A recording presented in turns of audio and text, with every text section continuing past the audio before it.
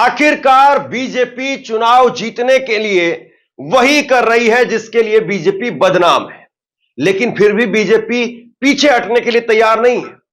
सवाल यह है कि मोदी इतना डरे हुए क्यों हैं? जब हरियाणा में वो चुनाव जीत करके आए हैं तो उनका कॉन्फिडेंस ऊपर होना चाहिए और कम से कम अब तो मुद्दों की बात हो, मुद्दों पर जो है वो वोट मांगे जाए। लेकिन जहां पर विपक्ष में है वहां पर भी और जहां पर सत्ता में है वहां पर भी हिंदू मुसलमान के बगैर बीजेपी का गुजारा नहीं।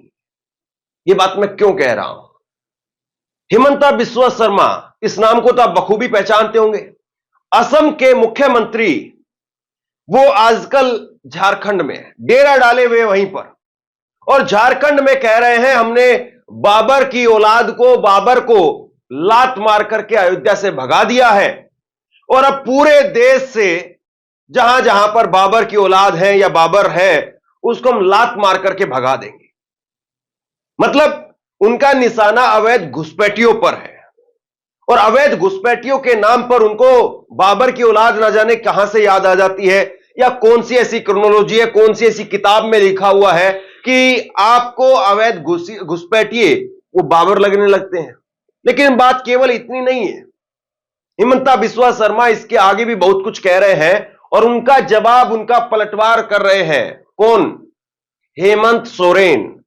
तो दो हेमंत जो है वो आपस में भिड़े हुए हैं और देखना यह है कि आदिवासी जो एक तरीके से पहचान है झारखंड की, क्या उस भूमि पर, उस जमीन पर बीजेपी की ये हिंदू मुसलमान की राजनीति या फिर बाबर वाली जो राजनीति है वो कामयाब हो पाएगी या फिर वाकई जो है वो पटकनी देंगे? हेमंत सोरेन ने कल पर्चा भरा, बरहेट से उन्होंने पर्चा भरने का काम किया और जब उन्होंने पर्चा भरा तो उनसे सवाल किया गया कि शिवराज सिंह चौहान प्रभारी हैं वो यहां पर ये बयान दे रहे हैं, ये बयान दे रहे हैं, हिमंता बिस्वा शर्मा ये बयान दे रहे हैं। तो उन्होंने कहा कि मैं इनके सवालों का जवाब देता रहूंगा तो फिर मैं अपना प्रचार कब करूंगा? इनके सवालों का जवाब जनता 23 तारीख को दे देगी। 23 तारीख को नतीजों का दिन है और मैं अपना काम कर रहा हूं, मैं प्रचार कर रहा हूं, उनको जो बोलना है उनको बोलने दीजिए। यानी पॉजिटिव होकर के हेमंत सोरेन यहां से आगे बढ़ते हुए दिखाई दे रहे हैं और बीजेपी अभी भी देखिए वही बाबर की औलाद और बंटी बबली पर अटकी हुई है। पहले जरा एक बार छोटा सा ये बयान सुनिए हिमंता बिस्वा शर्मा का, जिसमें वो कह रहे हैं बाबर की औलाद। और ये बाबर की औलाद किसको कह रहे हैं? क्या मोदी जी भी अपने गैजेट में अवैध घुसपैठियों की जगह पर अब उसको काट करके बाबर की औलाद लिखेंगे? भाइयों और बहनों, आज झारखंड में क्या हो रहा है? ये घुसपैठियों को वोट का तुष्टीकरण के लिए आज बुलाया जाता है। पूरा झारखंड में घुसपैठी ढुक चुका है और ये झारखंड में जो सरकार चलता है, हेमंत सोरेन का सरकार, बन्ना गुप्ता का सरकार, ये लोग घुसपैठियों को हटाने का नाम नहीं बोलते हैं। लेकिन मैं आप लोगों को वादा करता हूं, बीजेपी का सरकार आएगा, झारखंड में कानून का रास्ता से हम लोग लात मार मार के घुसपैठियों को यहां से बाहर निकालेगा। ये हम लोगों का वादा है। आज भाइयों और बहनों, आज जमशेदपुर पश्चिम में क्या हो रहा है? धीरे धीरे जमशेदपुर का हमारा जो डेमोग्राफी है कैसे परिवर्तन हो रहा है, ये आप लोगों ने अपना सामने देखा है। आज जेएमएम का ताकत क्या है, कांग्रेस का ताकत क्या है? आपका वोट उनको नहीं चाहिए, एक विशेष वर्ग का वोट से ही ये चुनाव जीतना चाहते हैं, इसीलिए ये लोग आपका भी काम नहीं करते हैं।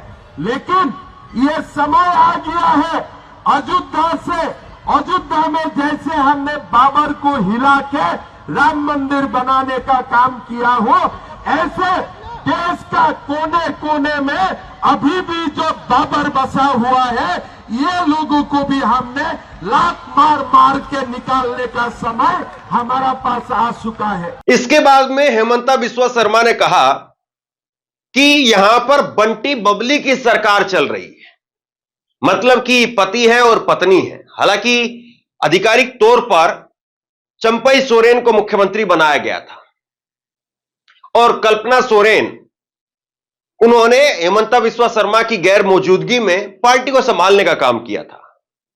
और इसमें कोई ऐसी बात नहीं है जो बहुत बड़ा एक तरीके से राजनीति के अंदर उलटफेर हो या कोई बहुत बड़ी जो है वो कहानी कही जाए जिसके लिए। और बंटी बबली अगर आपको दिखाई दे रहे हैं हेमंत सोरेन और उनके साथ में उनकी पत्नी कल्पना सोरेन, तो आपको मोदी और अमित शाह में क्या दिखाई देता है? क्या जो कांग्रेस के कई नेताओं की तरफ से कहा जाता है कि रंगा बिल्ला की सरकार है, कांग्रेस के कई नेता इस बात को कहते हैं, तो आपको हेमंत सोरेन और उनकी पत्नी कल्पना सोरेन अगर वो बंटी बबली लगती हैं तो क्या फिर उनको आप रंगा बिल्ला भी कहेंगे? ये कमाल की बात है। राजनीति के अंदर जो नैतिकता का पतन है वो जिस तरीके से बीते कुछ सालों में हुआ है, इतना शायद आजादी के बाद में और आज तक नहीं हुआ। मुझे एक पुराना किस्सा याद आ रहा है।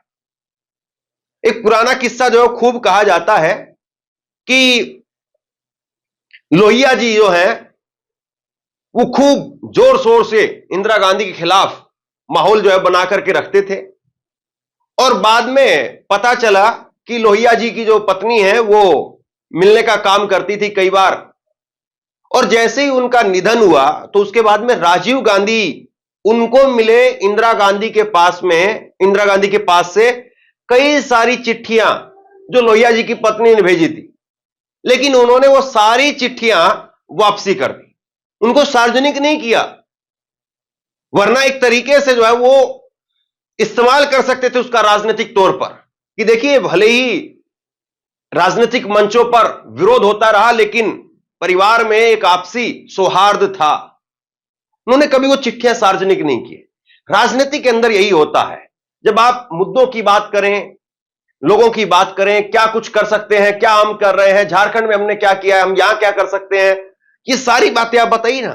बंटी बबली अगर आप वहां पर किसी को कहेंगे और पलट करके आप पर अगर रंगा बिल्ला का सवाल पूछ लिया जाएगा, हालांकि रंगा बिल्ला दो खूंखार अपराधी थे। सोचिए बीजेपी के नेताओं को कितना बुरा लगता होगा जब रंगा बिल्ला मोदी और शाह को कांग्रेस के कुछ नेता बुलाते हैं। तो एक बार आप टीवी में देखो, एक बार पति को देखेगा, एक बार पत्नी को देखेगा। जैसे हिंदी सिनेमा में बंटी बबलू होता है ना, ऐसा ही आपको सिनेमा देखते रहेगा। मैं कभी कभी देखता हूं ये झारखंड में चुनाव हो रहा है, सरकार बन रहा है कि एक दूसरे के सिनेमा का शूटिंग हो रहा है। कल्पना जी आके बोलता है हेमंत जी कर रहा है, हेमंत जी बोलते हैं कल्पना जी कर रहा है। इतना बढ़िया एक दूसरे के लिए फिल्म हिंदी सिनेमा वाला ने भी आज तक नहीं बनाया। ये लोग जो सिनेमा का नाटक कर रहा है, हेमंत जी सरकार कल्पना जी के लिए बने, हमारा आपत्ति नहीं है। कल्पना जी सरकार हेमंत बाबू के लिए बने, हमारा कोई आपत्ति नहीं है, लेकिन हमें भी तो सोने का सिक्का दे दो यार। आपका घर में क्यों सोने का सिक्का होना चाहिए?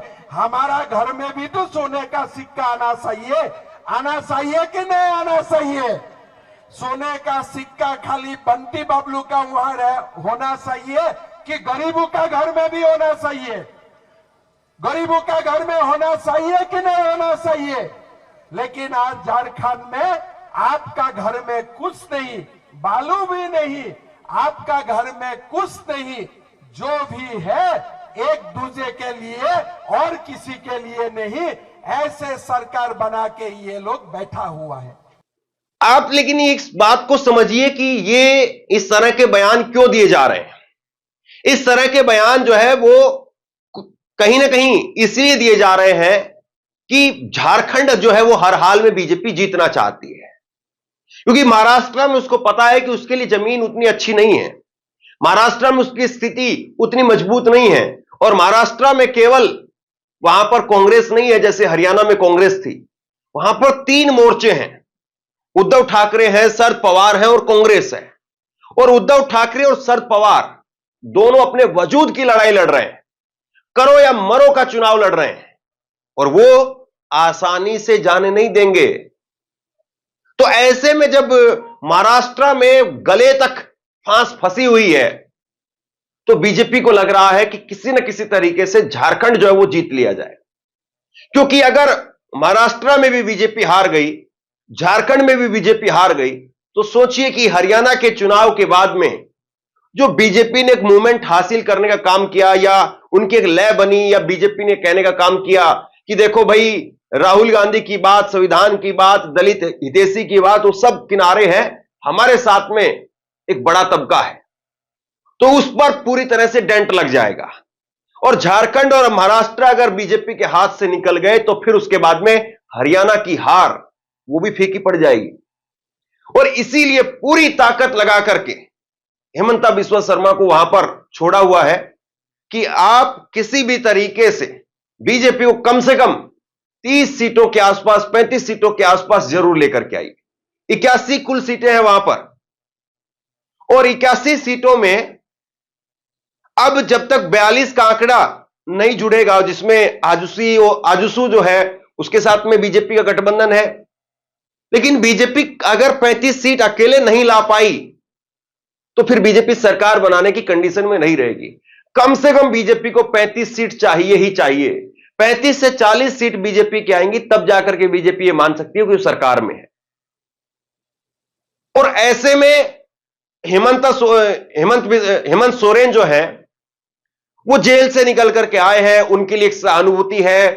फिर चंपई सोरेन को बीजेपी लेकर के गई, लेकिन चंपई सोरेन की कोई चुनाव में धमक सुनाई नहीं दे रही है, और वो अपनी सीट पर, सरायकेला की जो सीट है, उस सीट पर खुद फंसे हुए हैं।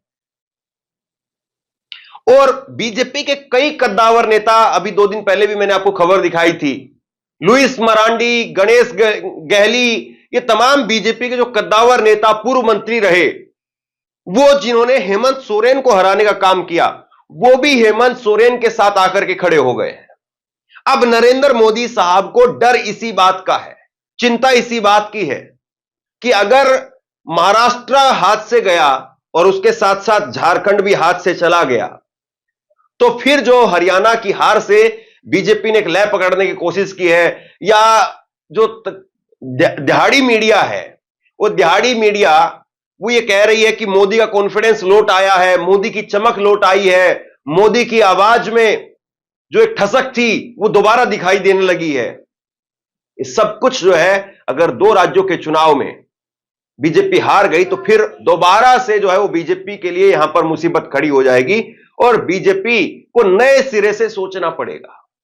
हेमंत सोरेन इस बात को जानते हैं कि हेमंता बिस्वा शर्मा का जवाब देना वो उनके लिए फायदे में है, क्योंकि वो उसी ट्रैक पर लेकर के जाना चाहते हैं, वो उसी हिंदू मुसलमान की राजनीति पर लेकर के जाना चाहते हैं, और इसीलिए यहां से ऐसे बयान दिए जाएंगे, और उधर से दूसरी तरफ वो चाहते हैं कि हम उनका जवाब दें। लेकिन इसमें फायदा किसका है? इसमें फायदा जो है वो बीजेपी का है, फायदा हेमंता बिस्वा शर्मा का है, और इस बात को हेमंत सोरेन समझ गए हैं। और इसीलिए हेमंत सोरेन ने सीधे तौर पर कह दिया कि मैं उनका जवाब नहीं देने वाला हूं। यहां पर बहुत सारे प्रवासी घूम रहे हैं, और वो प्रवासी चुनाव के बाद 23 तारीख के बाद कहीं दिखाई नहीं देंगे, और इसीलिए मैं अब उनका जवाब नहीं दूंगा, मैं अपना काम करूंगा। तो ऐसे में कुल मिलाकर के अब जो समस्या है वो हेमंत सोरेन के लिए नहीं, बल्कि बीजेपी के लिए बड़ी है।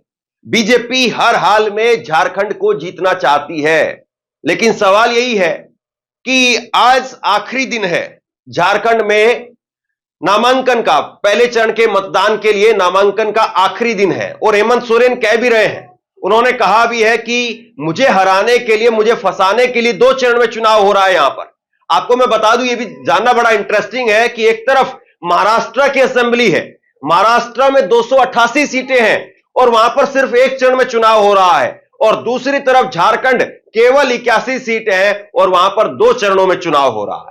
जबकि सारी पार्टियों ने कहा था कि यहां पर कम चरण में चुनाव हो, लेकिन उसके बावजूद भी आप देखिए कि झारखंड में चुनाव आयोग, वो जो 1 नेशन 1 इलेक्शन की बात बीजेपी करती है, वो इस बात को कह नहीं पाई।